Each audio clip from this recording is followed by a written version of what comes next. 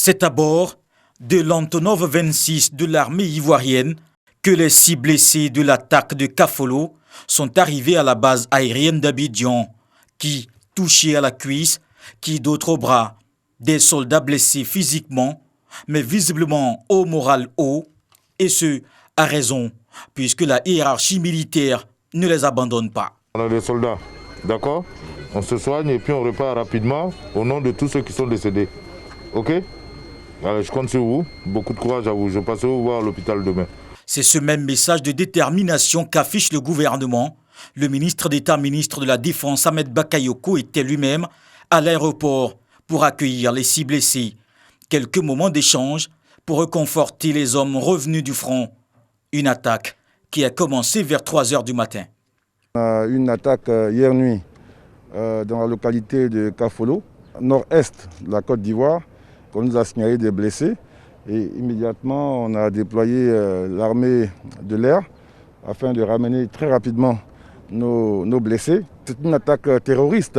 Immédiatement, il y a eu un renfort. Nous sommes en plein ratissage. Les hommes sur le terrain à Kafolo ont aussitôt reçu du renfort. Le gouvernement n'entend pas s'arrêter là.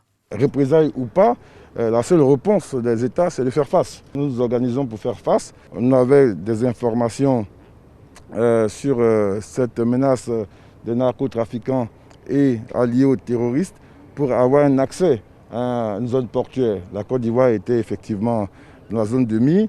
Nous avons pris des dispositions, mais là, nous ferons le point de cette attaque-là et puis renforcer notre présence autour de la frontière.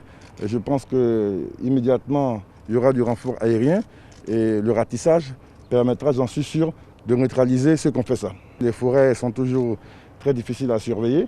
Donc l'opération conjointe avec le Burkina, justement, avait pour but d'évaluer les différentes menaces à l'intérieur de cette forêt et nous n'allons pas nous arrêter. Le plus important pour nous, c'est de protéger nos populations et protéger notre territoire. Nous avons un niveau d'organisation de nos forces qui nous permet de faire face. Et vous allez voir dans les jours qui viennent, la réponse sera à la mesure de cette attaque-là. Le bilan reste pour l'instant à une dizaine de morts, 6 blessés et un assaillant neutralisé. Les blessés, eux, sont transportés à l'hôpital militaire et autres centres spécialisés pour recevoir les soins appropriés.